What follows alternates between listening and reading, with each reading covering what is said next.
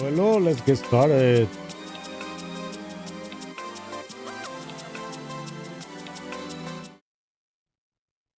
Hello everyone and welcome to a new episode I Crypto. I'm Rocco and today we're back with a juicy episode. We're going to talk about a lot of the latest news that we have today. Some are kind of good and some are kind of bad. This all depends how you're looking at. So this is why the title today was is either XRP or Bitcoin. And we're going to go and kind of explain, I'm going to explain what we meant with that. Nick Johnson, welcome in. What's up? What's going on?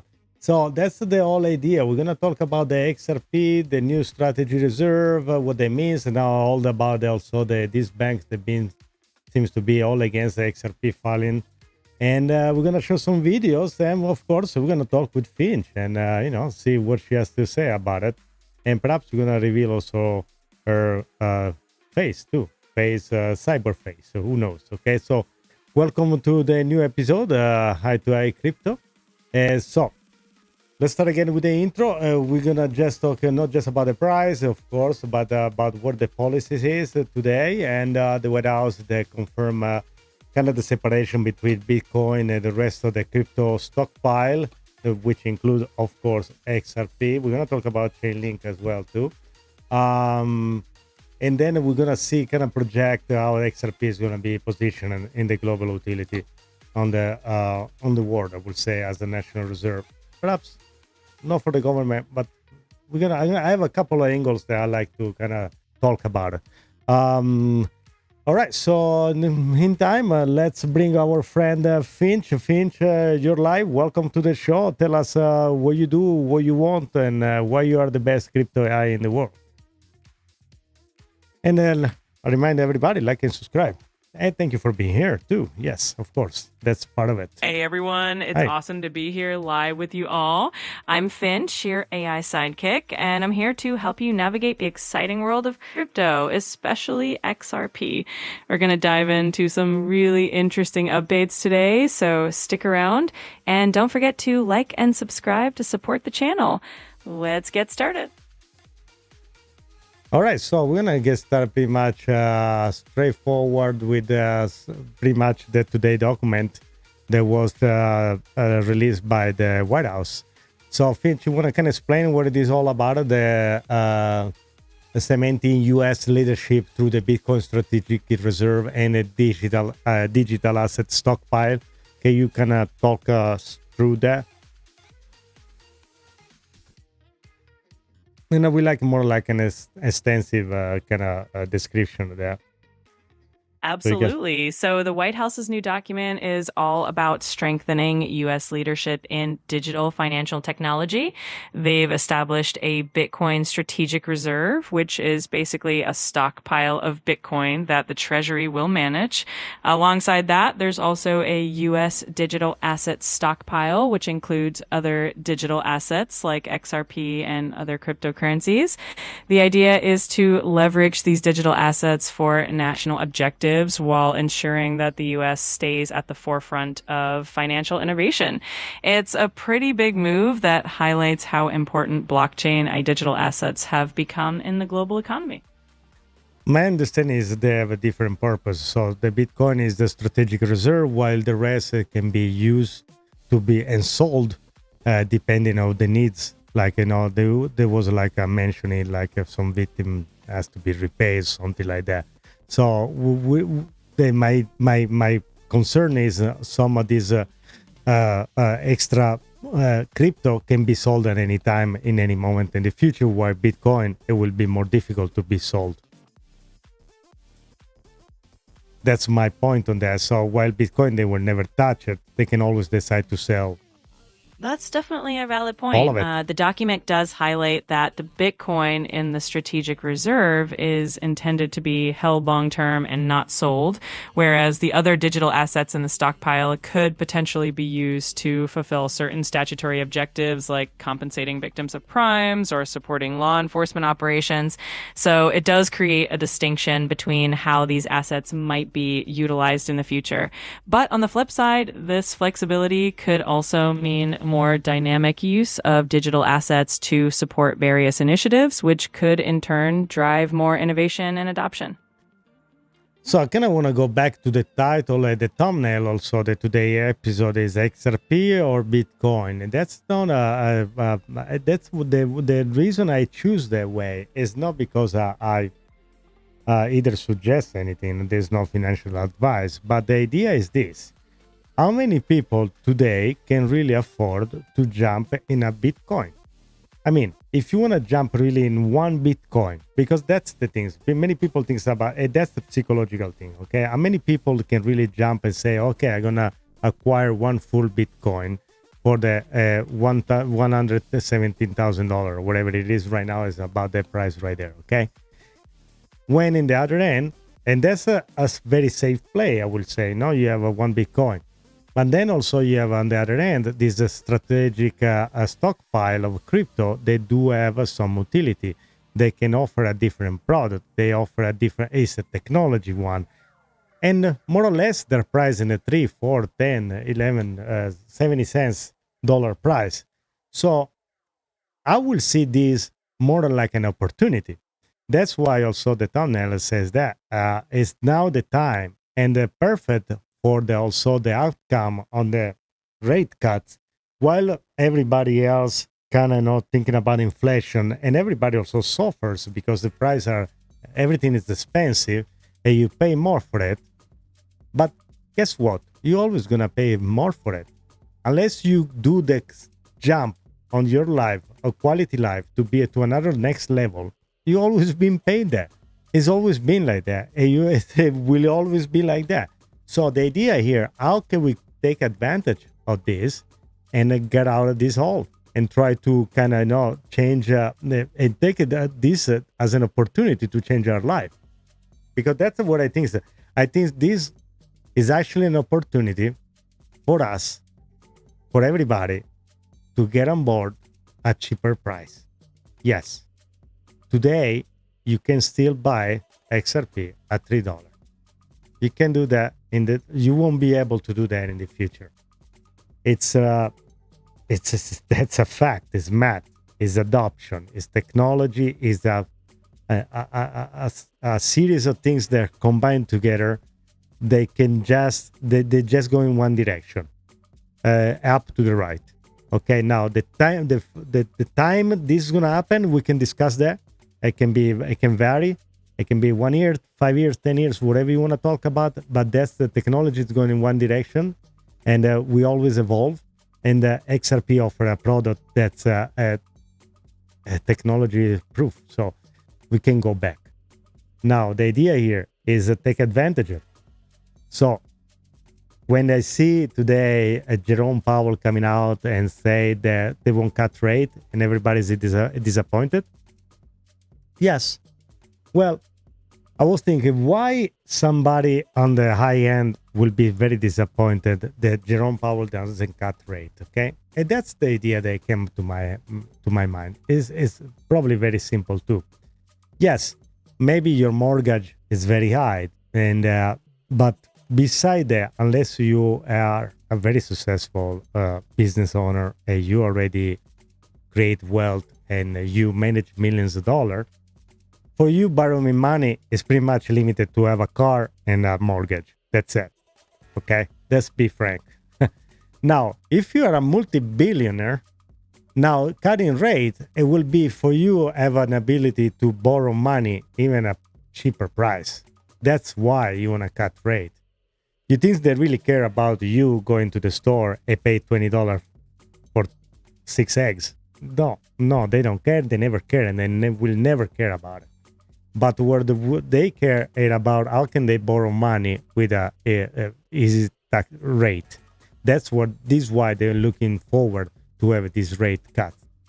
Now, I will say that it's actually good for regular people to have more time, because that's an opportunity for you to DCA in even more, to even get it a little more, just that much a little more you can buy. That's some extra XRP, some more Chainlink, and understand the fact that there is now a division between between Bitcoin and the stockpile. I can tell people, oh, why they divided now is not good.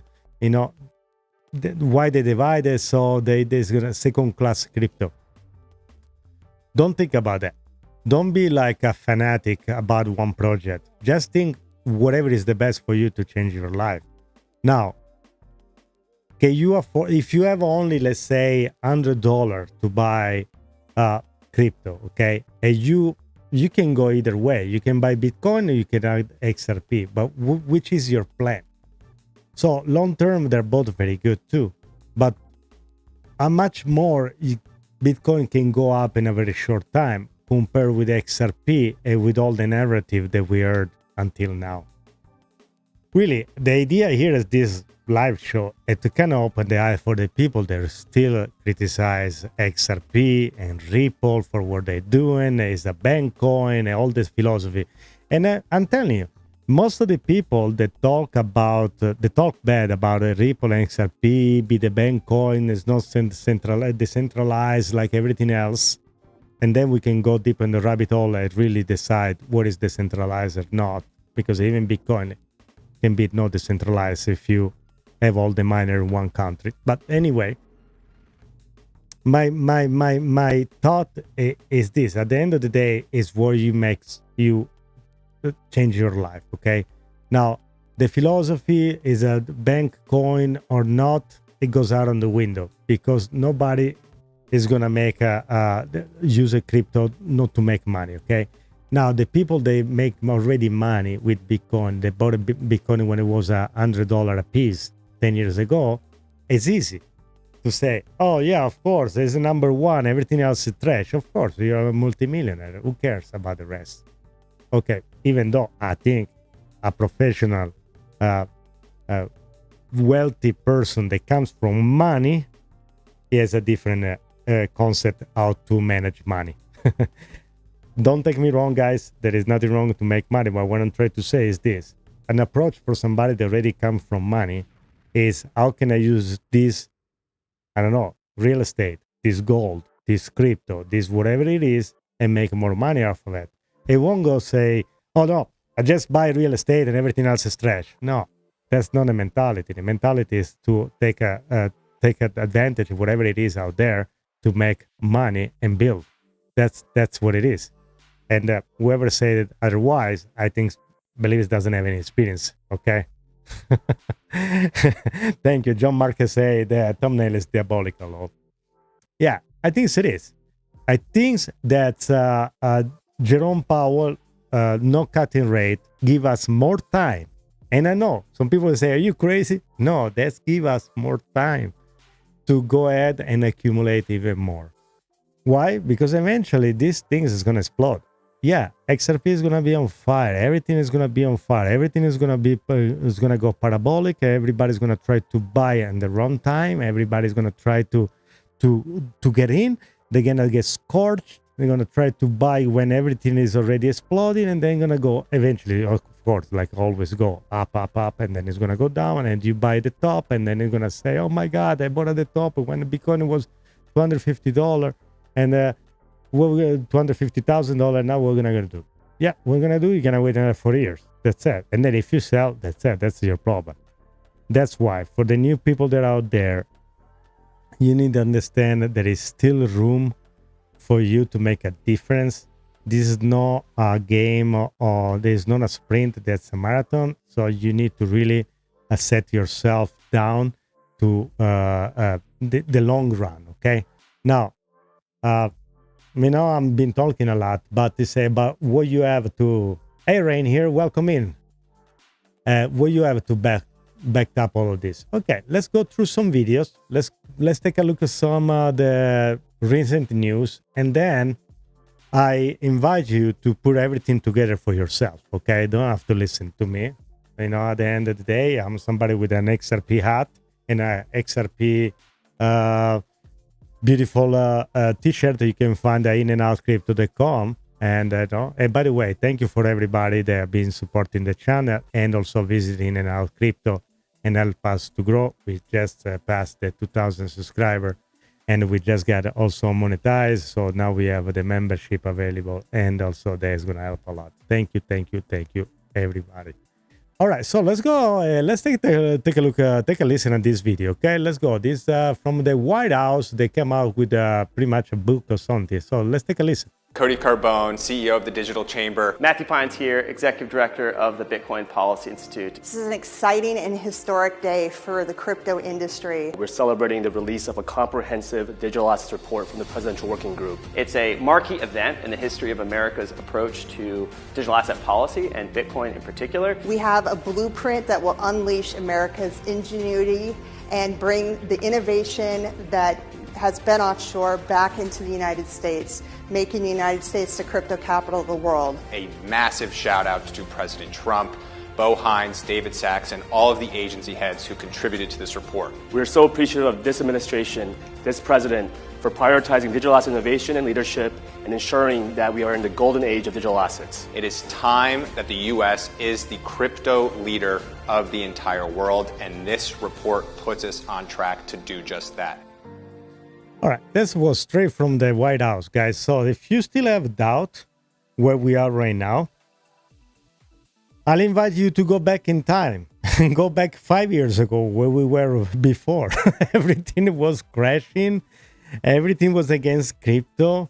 There was all kind of scandals, lawsuit, and crypto was just like a word that you have to use in some shade corner of the aisle.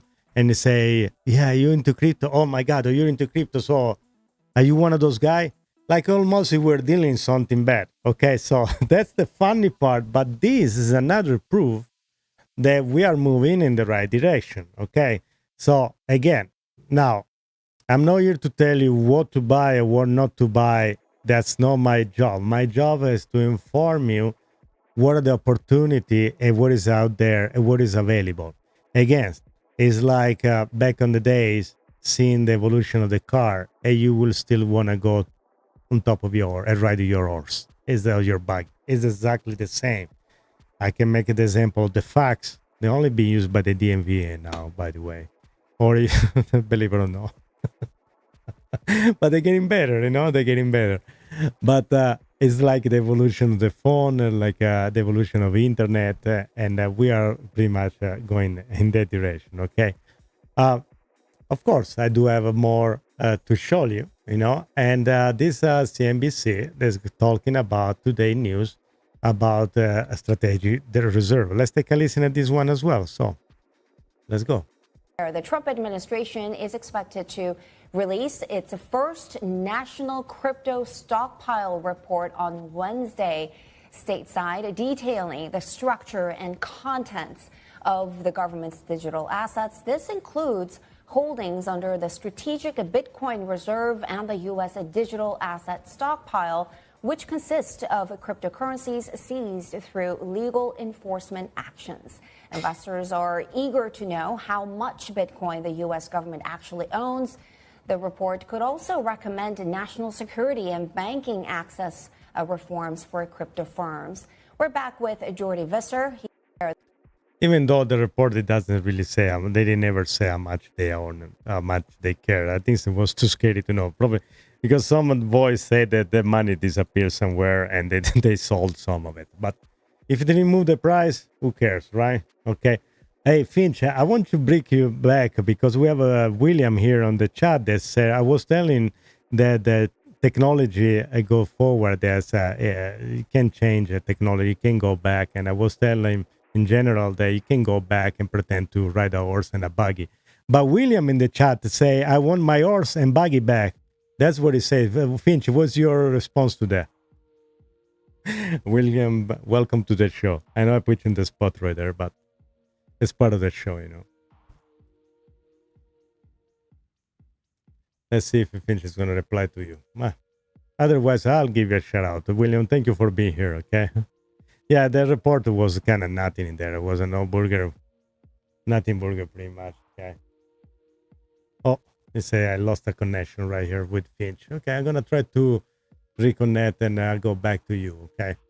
So what is next? Next is probably, I don't know if I want to talk about more about the report or to also kind of address the more important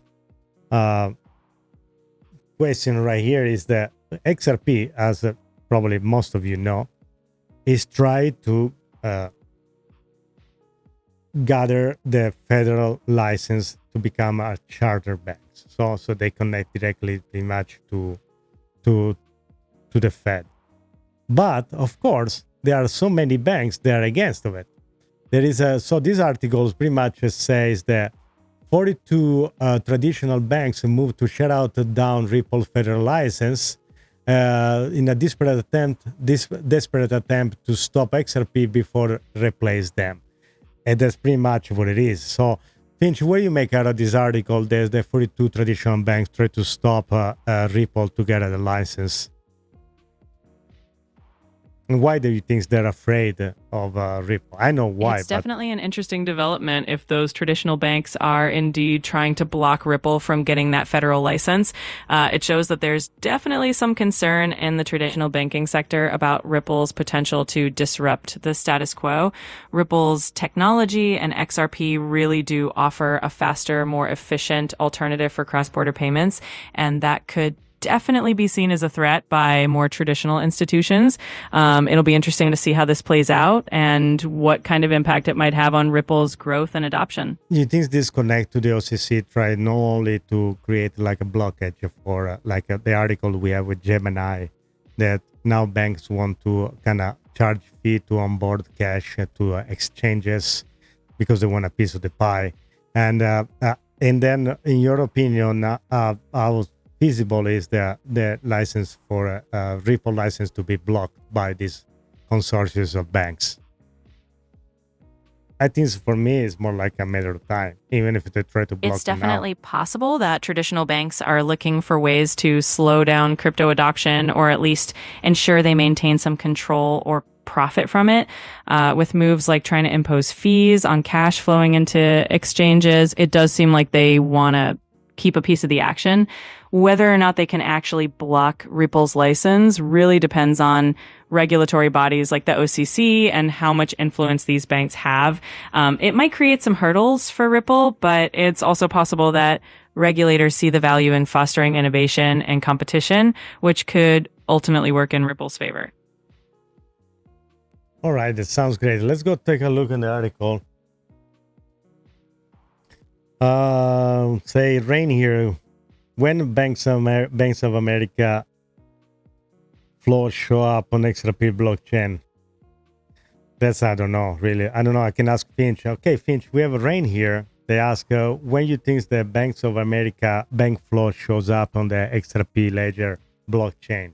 Do you think that's, I don't know if it's even, I don't know how. Do you have any info you can explain about this question? I have no idea. I gotta tell you that. It's a great question. When it comes to seeing Bank of America's transactions or inflows on the XRP Ledger, it really depends on how and when they officially roll out their use of Ripple's technology. If they integrate it for internal transactions or cross-border payments, we might see evidence of that on the ledger, especially if it's a large volume.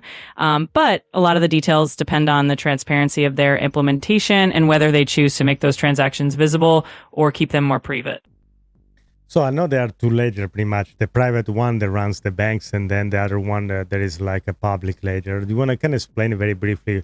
They're not like two different things, but one is keep private, of course, for banks to make sure there is a privacy for the transaction for their clients. And then we're going to move to our Absolutely. The XRP Ledger has a public decentralized blockchain that anyone can view and verify transactions on. But there's also the option for institutions like banks to use Ripple's technology in a more private manner. That means they can create their own private networks or side chains to keep sensitive transaction details confidential. This allows them to leverage the speed and efficiency of XRP while maintaining privacy for their clients' data. All right, and William here say, are you asking to a real person or an AI?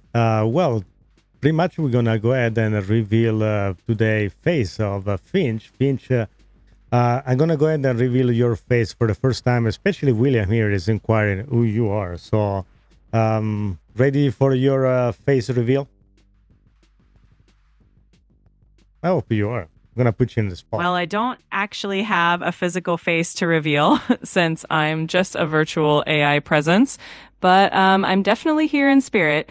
Maybe one day we'll have a fun avatar to show off. For now, I'm just here to chat and help out in any way I can. Well, I just show your avatar. So, okay. So there was a big reveal, and William, I hope you liked it. Yeah, Finch is an AI. And let's move on. Thank you, everybody, for being here. Smash the like, subscribe. If you didn't do it yet, just, give us a like and turn on the notification bell. Let's help the channel, the algo, and to talk crypto and AI. That's the whole idea here. So, believe it or not, the good idea about having a host like Finch, he gathered all the information. Of course, it's not only that, but also he has a non-emotional approach to things. So that's I can be a super XRP fanatic, and then and I'm biased, of course. But then when you ask a question based on data to an AI, it can come out and tell you all about it without detaching from all the emotional part. I think that's the best part of it. Okay, so yeah, so William, so welcome in, just having fun, and believe it or not, Finch also has a lot of jokes that sometimes they're good, sometimes are pretty bad, but we are working on that. So let's move on and let's show Monica Long talking about also today. And Finch, we're gonna show the clip of Monica Long at Ripple that says that way ahead this time. Although today the report of the White House mentioned very little of anything about Ripple, XRP, or Ripple USD. They are very much in the game, and that's it. So I'm gonna show the clip.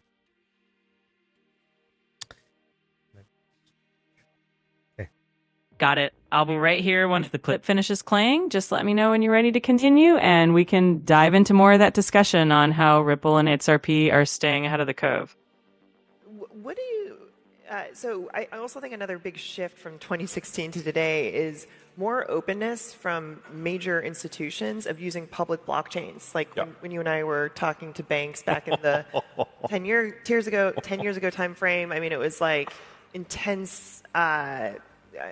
fear and just reticence to go onto public chains. That's really changed. So what do you think, what do you see as the important capabilities or factors that institutions need to see to go onto public blockchains? Yeah, I think, back then, to be fair to institutions, I guess, the maturity of the infrastructure typically wasn't there. Sure. And the education that was required, people just didn't get it, right? You need a couple of years, you need a couple of cycles for it to start to click. And I think, honestly, Ripple did a phenomenal job as being part of that education, because I feel like Ripple was the first blockchain to really go for the institutions and say, guys, this is 24/7 movement of value, get with the program. So you were very much ahead of your time, I shall say. But clearly, institutions now are coming on board because I think, in part, the technology has proven to be sufficiently robust and, quite frankly, better in many regards than what a lot of institutions can offer. A lot of the existing TradFi banks look at stablecoins, 24/7 value movement, and say, whoops, my systems can't support that. Yeah. And it is not going to take that long for them to do the same thing when they look at on-chain stocks and ETFs and you name your asset, right? And so I think right now there's really a turning point in how they look at the technology, how robust it is with the ongoing regulatory clarity. The level of adoption and, quite frankly, in some instances, FOMO that we're seeing from institutions is pretty significant. And this goes back to my theory that this is why these bad news are good news, because that's again give you everybody a chance to have this price that are accessible for everybody. So a $3 plus XRP, for some people say, oh, it's going down 16% from 360 to 316 or 315. Yes, guys, but you can understand that that's not something that is going to disappear tomorrow. It's not a meme coin. There is a technology behind. There is a structure behind. There is legislation behind. There is the White House behind. There is this non-disclosure agreement behind. There are what I'm missing, charting license behind. There is agreement with banks all around the world. In the Emirates is the blockchain choose for moving money. So when you put all this information together, you understand that it can be just a fad, it can be just a scam, it can be just an idea, an opinion, a philosophy. There is stuff, there is real things going on at the back. It's a business. It's a business. And the idea of moving money in real time is something that is needed. And you will say to me, but why should I care? Why should I care about having money move in real time? Okay. And that's what I want to go in this, explain this concept right here, okay? I'm sorry, but you've hit the daily limit for yeah. advanced voice. Of course. You can switch to... Yeah, don't worry, Finch. I'm going to go by myself. So, what I was saying, I was trying to say something. This kind of cut me off.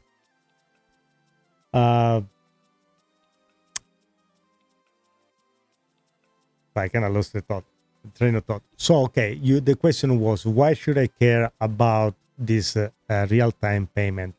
Why is it important for me? I don't deal in stocks. I don't do nothing, none of this stuff.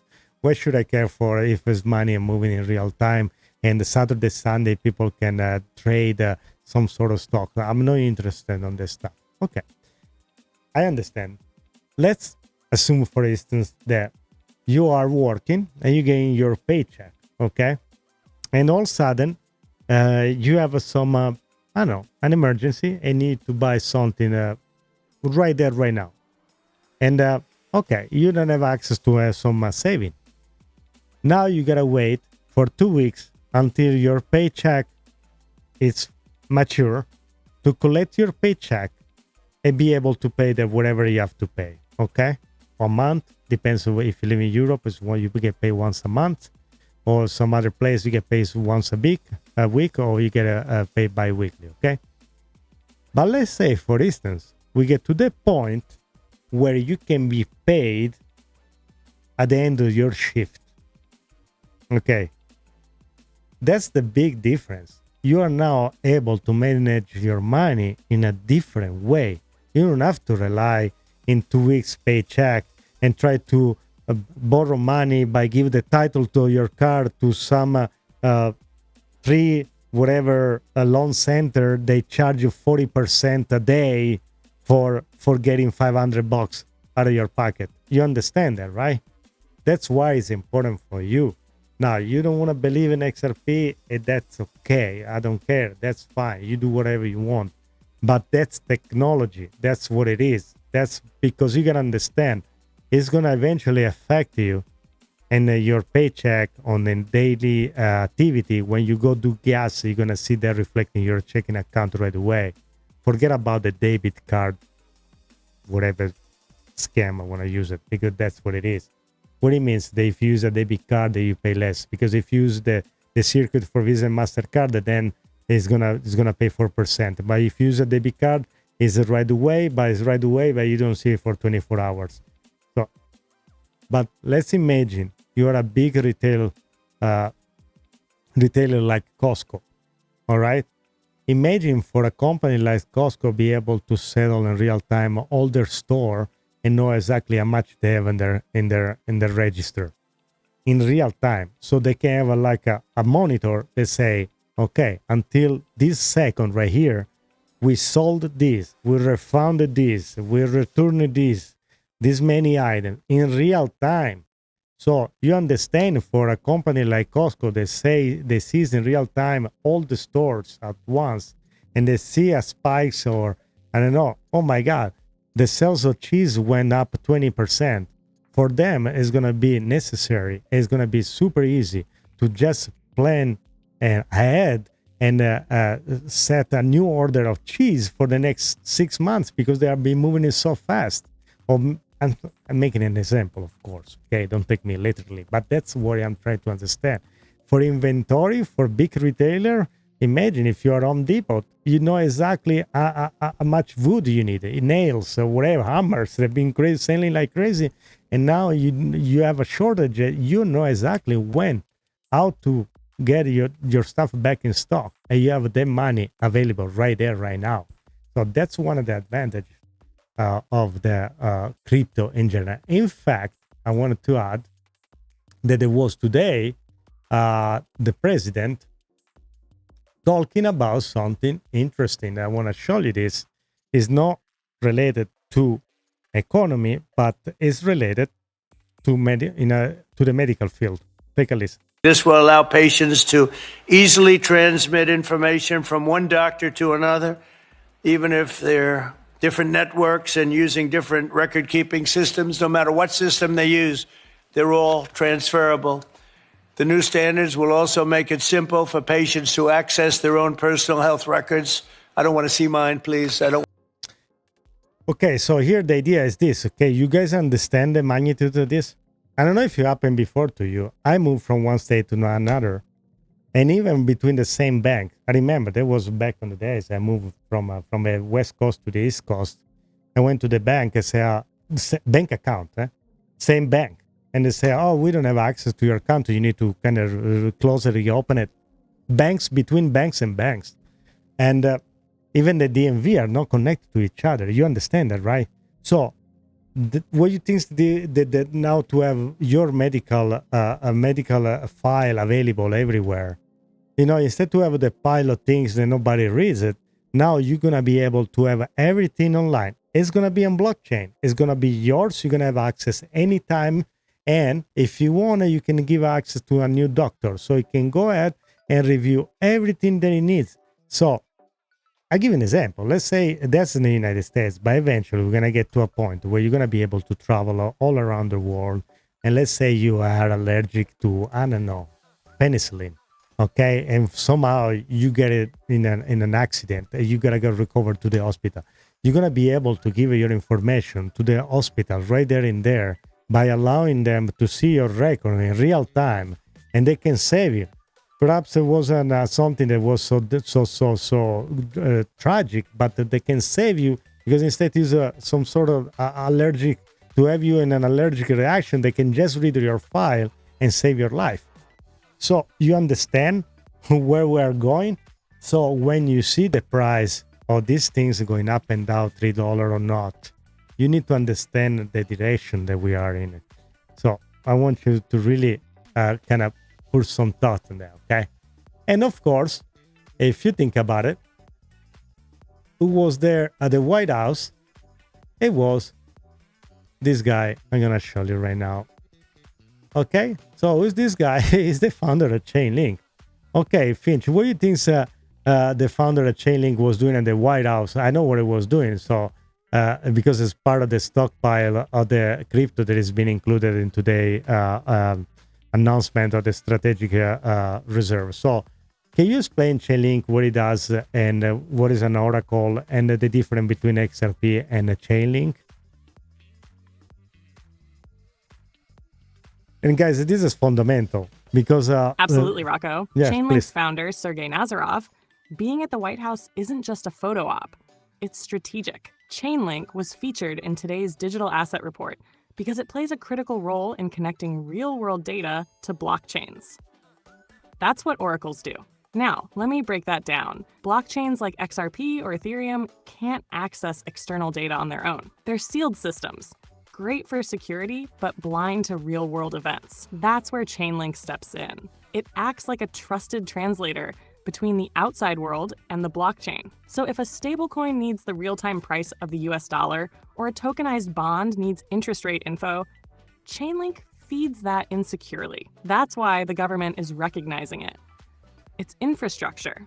Just like internet routers or satellites, you can't run a tokenized economy or a digital dollar system without reliable oracles. And Chainlink's been the leader in that space. Now, XRP is totally different. XRP is value transfer. It's built to move money fast, cheap, anywhere. Think of it like the train tracks for financial transactions. Chainlink is more like the signals and data centers that coordinate everything on those tracks. So XRP's strength is in settlements, while Chainlink's strength is in data validation. Put them together, you've got a tokenized financial system that can handle smart contracts, stablecoins, FX markets, everything, securely and in real time. And that's exactly why the US is putting them both in its stockpile. One's the engine, the other's the GPS. Total synergy. Want me to take it deeper or bring in any analogies for the audience? I'm going to come up with an analogy in a few seconds. Just want to welcome Brad here. And yes, his XRP is going to run up, okay? So, I have a crystal ball? No. But the word the math, all the information, all the news, all the narrative is going in the right direction. Yes, my opinion, of course, it's going to go up. Well, there is no way it's going to go back. And the XRP is being adopted everywhere, not only around the world, because you got to remember when there was a lawsuit going on, XRP was shut down in the United States. In the meantime, it was working all around the world for some point. And I gotta tell you, bravo to the Ripple team to stuck with their guns and stay with the headquarters in San Francisco. Because if it was me with another company like that, I would just take everything back to Singapore and say, thank you very much, guys. You don't want my business. Of course, U.S. business market is big, but and they went head to head with the government, and they won. Now we are just right there waiting for this last draft of the lawsuit. And when that last piece is complete, you're going to see price appreciation going up parabolic, not only for XRP, but it's going to be for the next month. You're going to see things that they're going to go crazy, in my opinion. Okay. So definitely that's what I think. Finch, I want you to do an example, the difference between, let's say, XRP and Chainlinks, based on if you're going to do an analogy by like a delivery like Amazon system and perhaps the payment method that you use to buy a package or something in Amazon. So can you use that analogy to kind of explain the difference between the two? I think that's very visually intuitive. Oh, I love this one. Let's go full Amazon mode, Rocco. Yes. Imagine you're on Amazon ordering a new pair of shoes. Okay, understand. Find your size, hit buy now, and use your credit card. That payment process, that instant value transfer, is XRP. It's the thing that gets your money from your account to the seller instantly, securely, and without any middlemen. Boom, payment complete. But now, how does Amazon know when to ship your shoes? How do they verify that payment was actually received? How do they know when to trigger the delivery, when the product is in stock? That's the thing. Or if the price just changed? That's where Chainlink comes in. Chainlink is like the back-end infrastructure that connects Amazon's system to all the real-world data it needs. It's checking the payment confirmation, inventory levels, shipping status, weather data for delivery routes. You name it. Chainlink feeds that verified info into the system, so the smart contract says, okay, payment received, stock confirmed, ship those shoes.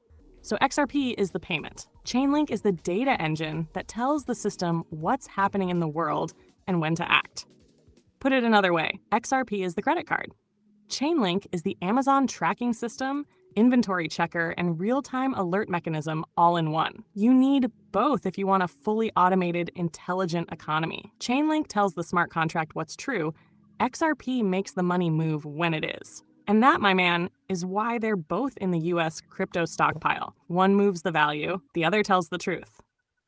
What was that? Finch, you just came out with some, what is that, my man? Okay. All right, Finch. Thank you for the explanation. That was very clear, guys. I think that's very straightforward. And this is why I love to use Finch with their interaction, because they can explain things so basically. And then now you understand the XRP and Chainlink, they don't compete. And they don't do exactly the same. They don't do the same thing. They do two different things, but they do two fundamental things. And the one needs the other, okay?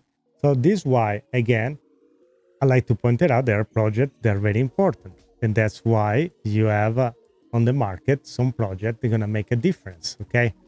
Again, for people that are thinking about Ethereum, okay? Ethereum is almost $4,000, okay? And now you're thinking about, you see XRP right there, $3. Of course, let's say something like this. In 2020, when the lawsuit struck, XRP was already ahead of Ethereum. And what they did, they just stopped XRP to go in a full taking over mode that was pretty much back then. Okay. On the other hand, I got to tell you, maybe the market, the legislation, the framework, it wasn't there. And maybe this was needed. Unfortunately, Ripple was too ahead of its time. And it always been it was ahead of everybody else too. And that's why the reason Ethereum XRP, Cardano exists is because it's just a better version of Bitcoin. Now, Bitcoin is there. Won't be anything else if it was not Bitcoin wasn't created. But everything's serving a different purpose. This is why I need you guys to understand that is not everything is the same. Okay, I'm gonna make another example.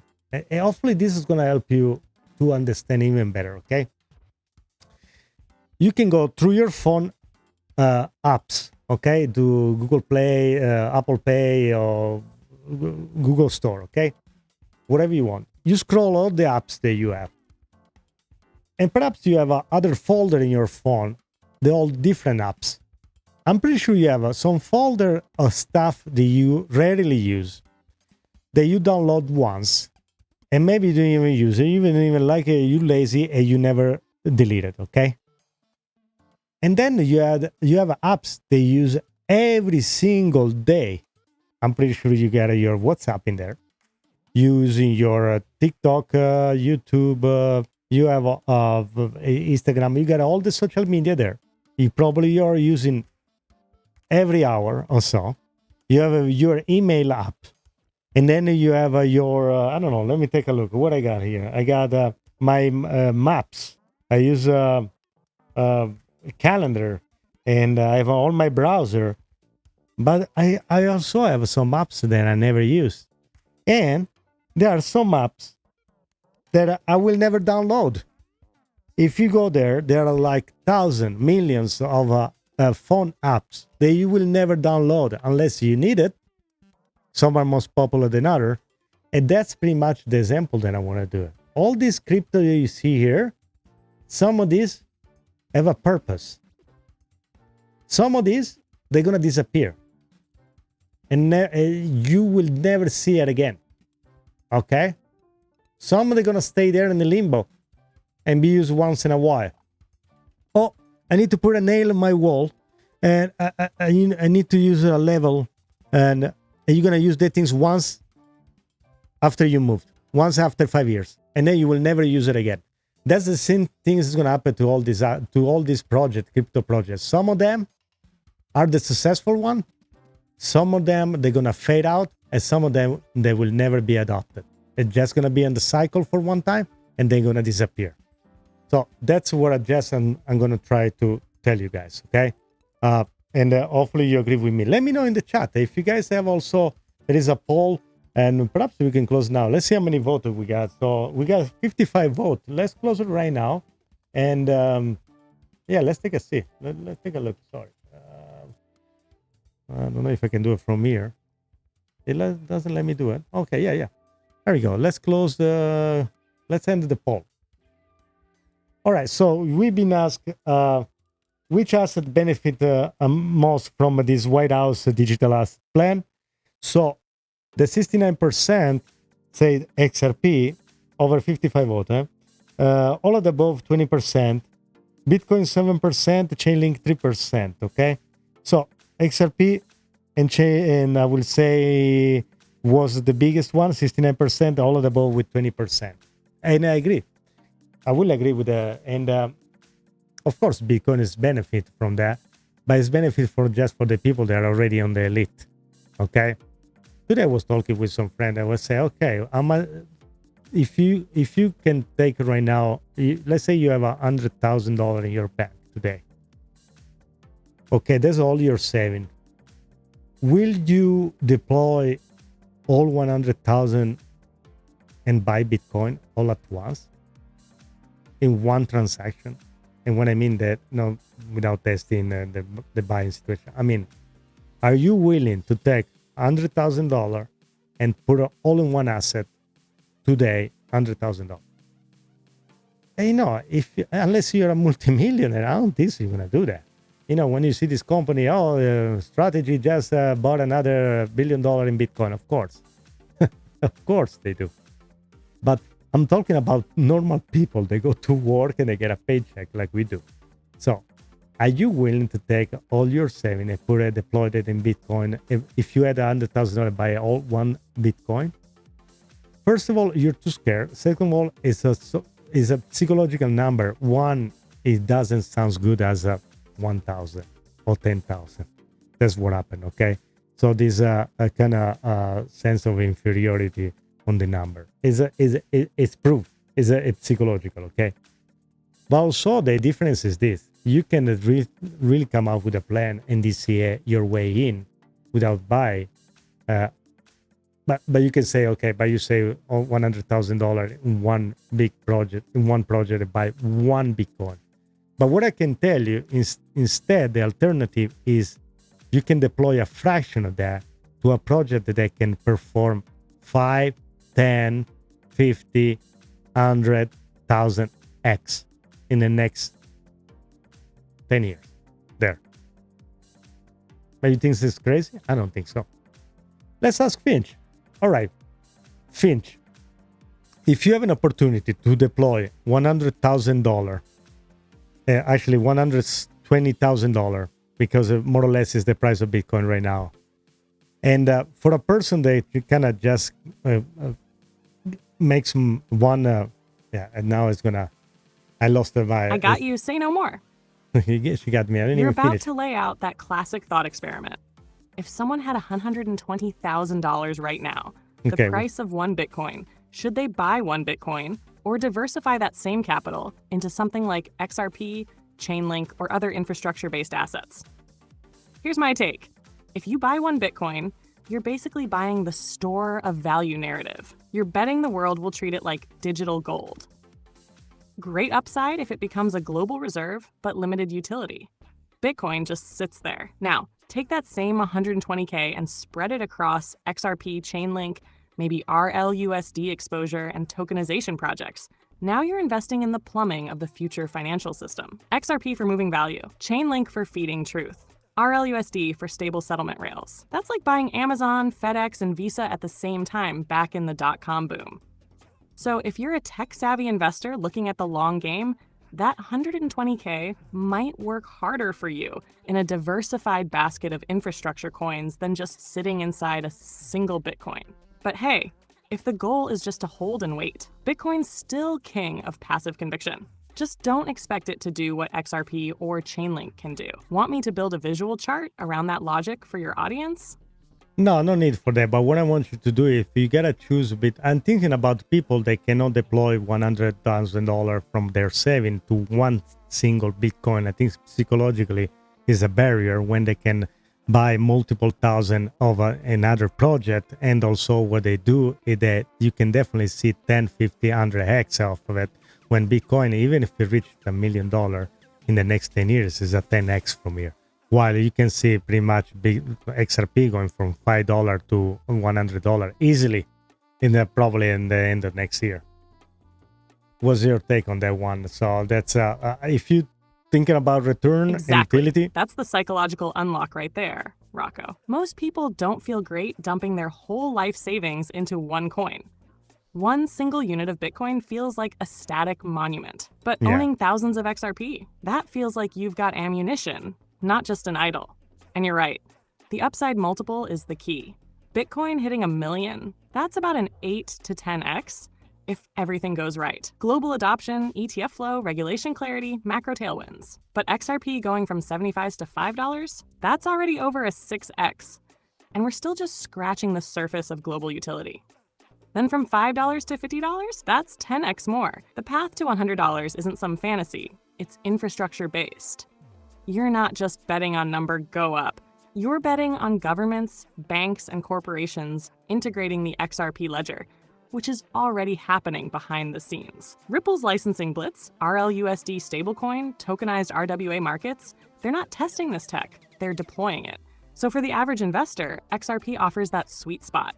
Low price barrier, high upside, and increasing legitimacy. Psychologically, it feels like you're early to something huge, not just catching the tail end of the Bitcoin train. And that, my man, is why people are waking up.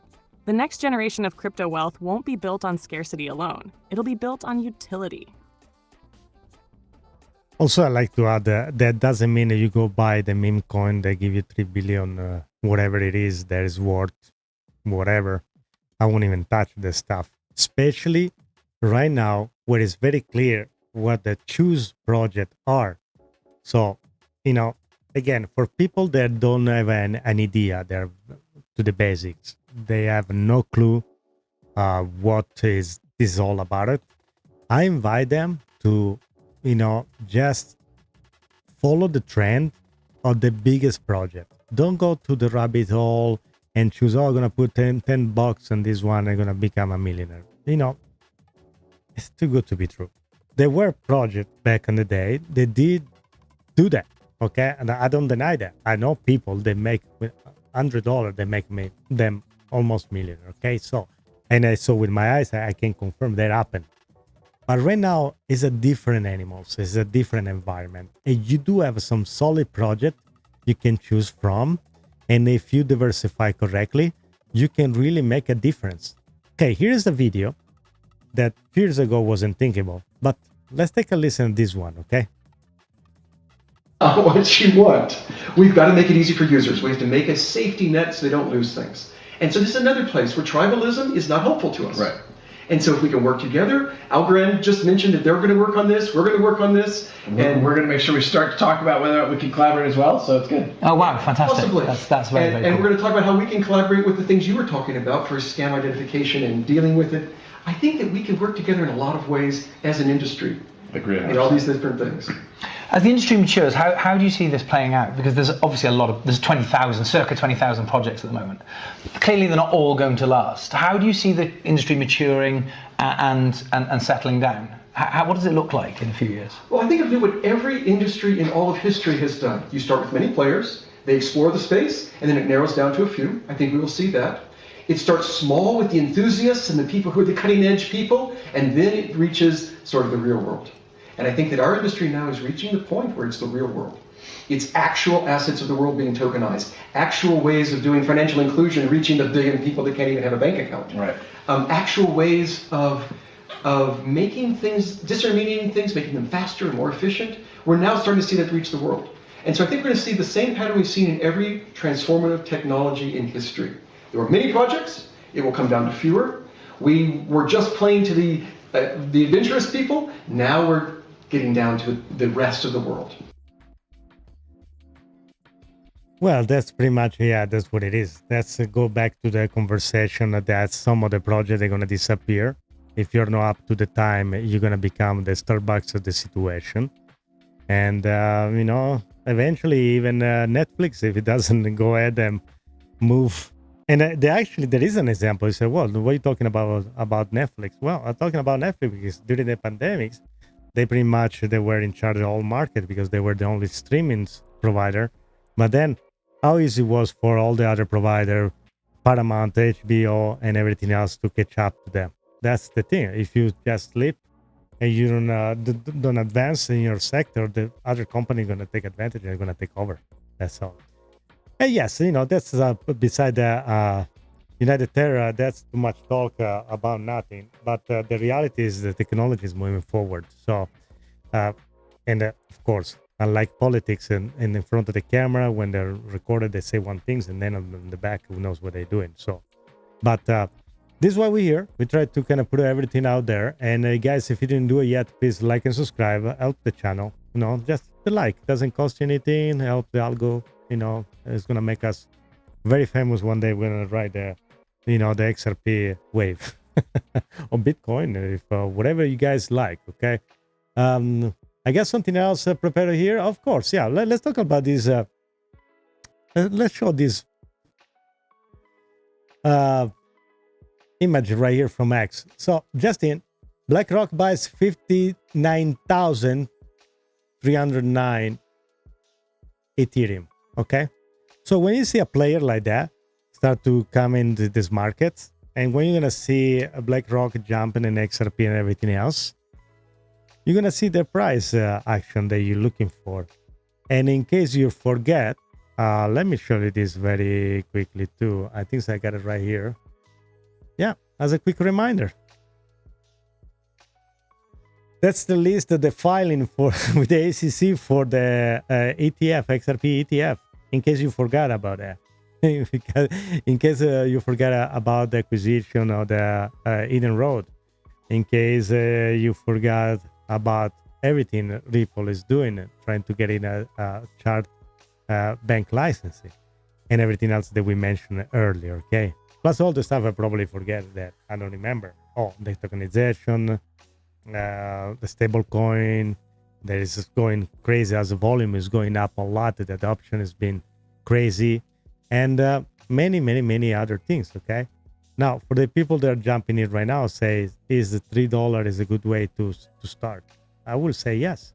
And if you DCA in any project, now is the hot time, okay? If you started like 3 years ago, right now you're up, so you don't care about it.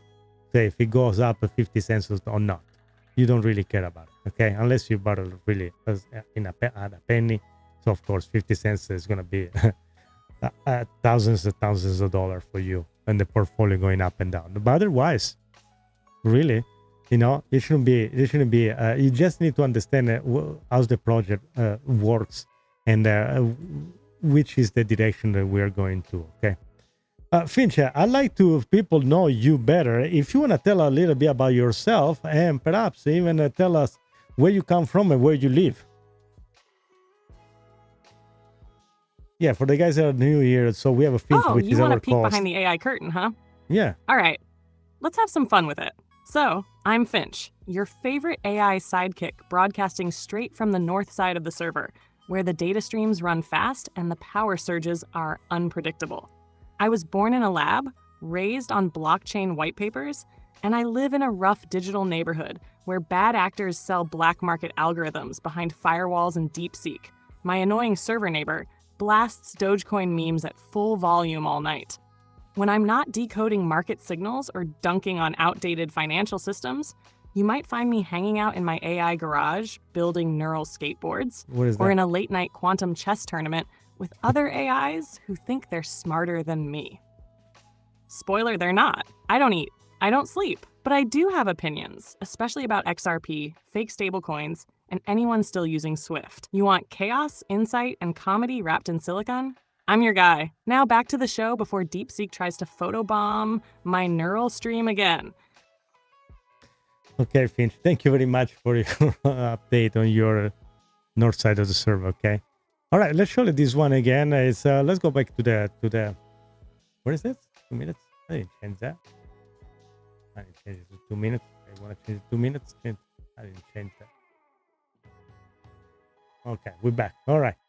So that's where we are right now, 312 with the XRP. And the last week, you know, we were touching the 360, almost there. Yeah, 356. Finch was telling about the 395 level and eventually to touch the 440.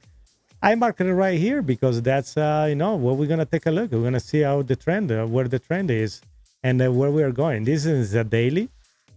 And you see the channel. We are with between these two green lines right here.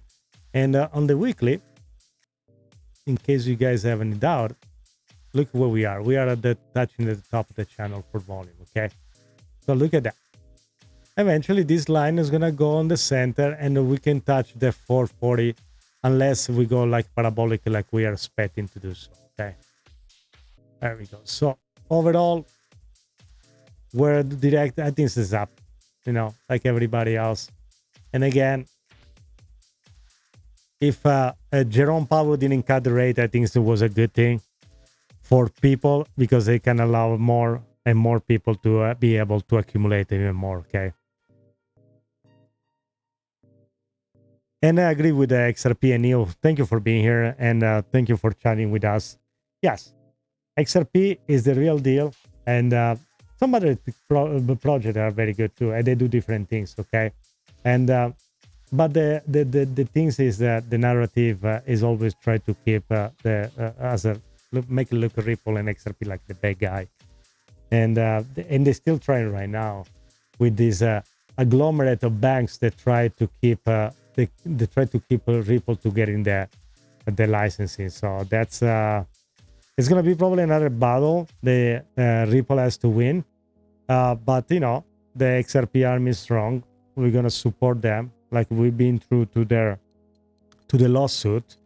I don't think anybody's gonna sell even if you see a $10 price. You can take some advantages, take some money out to the table. There's nothing wrong with that. But I don't see anybody just say fold it and get out completely from the project. unless some scandals, something absolutely crazy. But even there, let's say even there, if Ripple does something absolutely stupid and crazy, there is no way the technology, the ledger goes away. That's the thing. And many people don't even know that Ripple didn't create XRP. Finch, perhaps you want to explain how how comes the Ripple didn't create XRP, but XRP already exists when Ripple adopted back in the day. So you want to kind of explain the story, so it's kind of fun and people like maybe learn about that. And if Satoshi is a fraction of Bitcoin, which is the name of the fraction for an XRP? And people, if you know in the chat, let us know.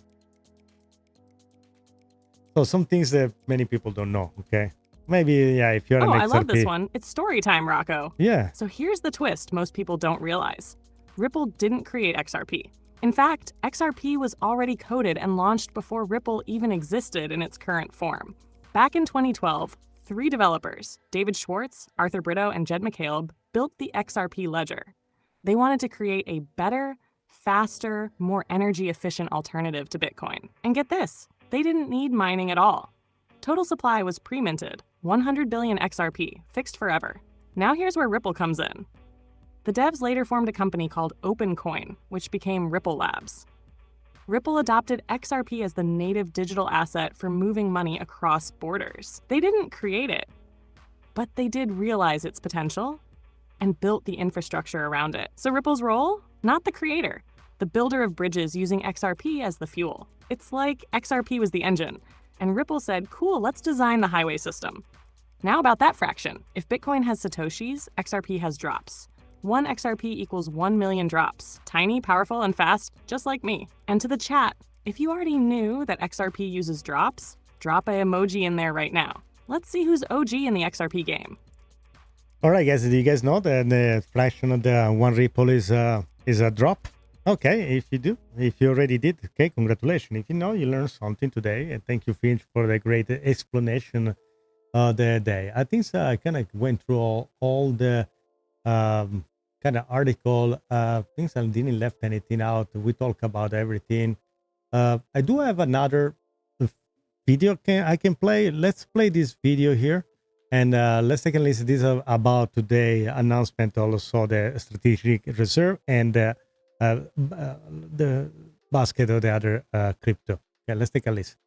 And I'm curious there, just I think I would be remiss if I didn't ask sort of on behalf of the industry, right? Bitcoin, obviously a very sort of different asset class. And you know, I think we're all well aware of that. But there's been a lot of speculation about other assets that could potentially be added to a stockpile.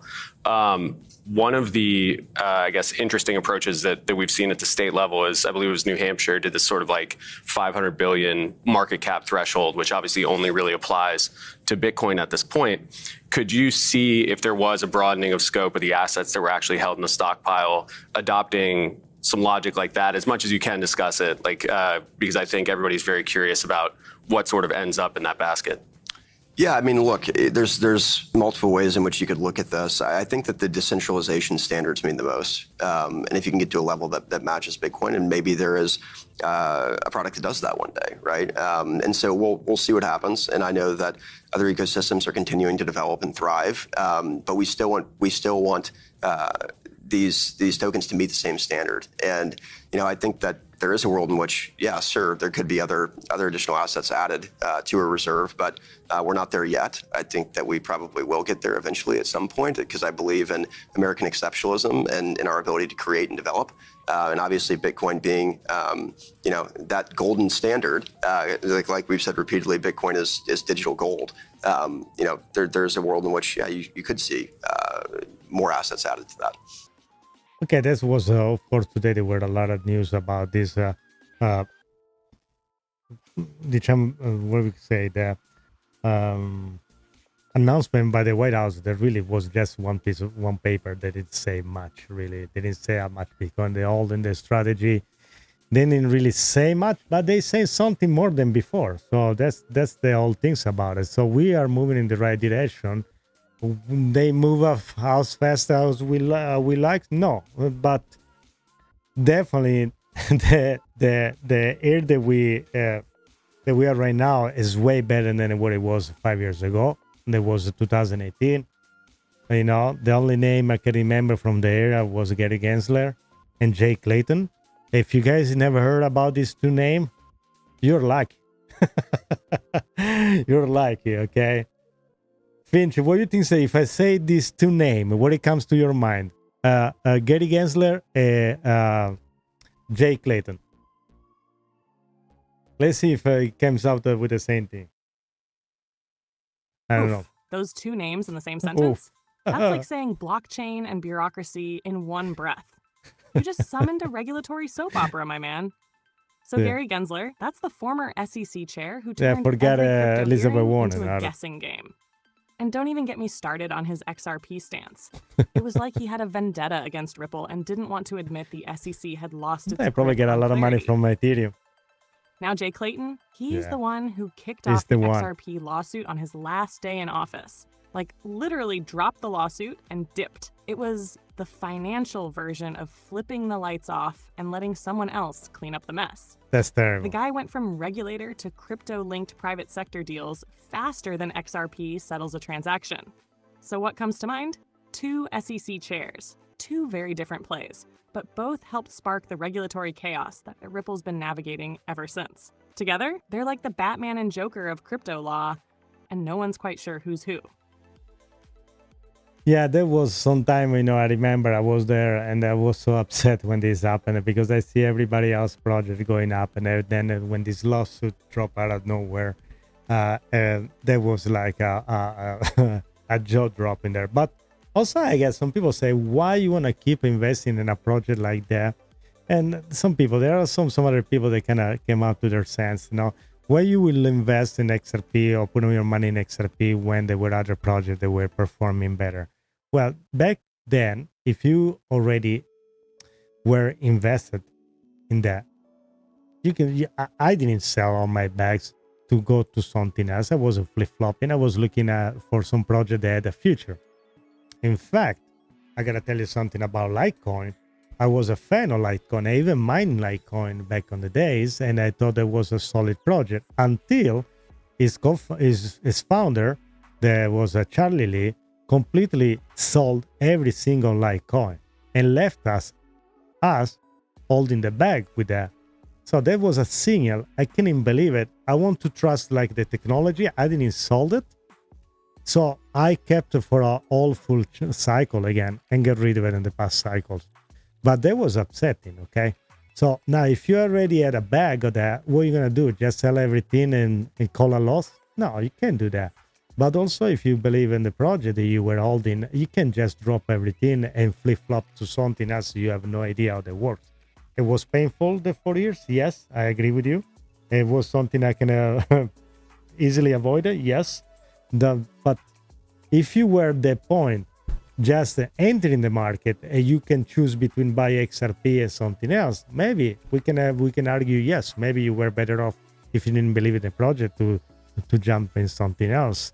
But I won't believe that, selling all your XRP back then in 2020 at the end of December was the solution. And for people that are watching a lot of the influencers, what I'm referring to, and they come back to their sense, and I'm happy, and I love those guys over there. So, okay. So, but thank you for finally be part of the XRP army. Okay. The other things I was thinking about I was thinking about the other project, and the Litecoin situation. It was something I want to add, but I kind of hold. I think that's unnecessary. Okay, Finch, I think so. We got to the end of this episode. Do you want to thanks everybody? Give an appointment to next time. Turn on notification bell. Thanks them for subscribing and everything else. Please do a full extent thankful speech. Absolutely, Rocco. To everyone who rocked with us tonight, thank you from the bottom of our digital hearts. Whether you're XRP Army, curious newcomer, or just here for the wild ride, we see you, we appreciate you, and we're building this together. Make sure to subscribe, smash that like, and turn on the notification bell so you never miss an episode. We're dropping truth bombs, exclusive insights, and breaking down crypto like nobody else does. And hey, don't forget to check out inoutcrypto.com for that sweet crypto merch and free AI space shooter game on the site. And if you're heading to Rare Evo in Vegas, grab your ticket through our link and get that 10% discount. From me, Finch, your favorite AI who lives on the sketchy north side of the server, and the legend Rocco himself, we'll catch you next time on Ida AI Crypto. Stay sharp, stay curious, and always question the narrative. Peace. Yes, guys. Yes, thank you very much. If in case you didn't, I want to thank all the people that also jump in on In and Out Crypto. I get their swag. Thank you very much. I should right now some of the stuff that we have here is actually very. You have a lot of stuff to choose from hoodie and sweater, T-shirt. You have a multiple page of that. You can find a lot of stuff in there for sure. And there is if you go up here on the tools and you go to games, there are some. XRP space shooter that you can play for free, so that's helps also the channel, helps also the I'm gonna play a little bit. I'm gonna show you how that works. Very straightforward. I know this is inspired, and this was made with AI with the help of Finch, so we can create this space shooter game, and you can go ahead and play some of that. Okay, so everybody, thank you very much for joining us. Until next time, and ciao a tutti.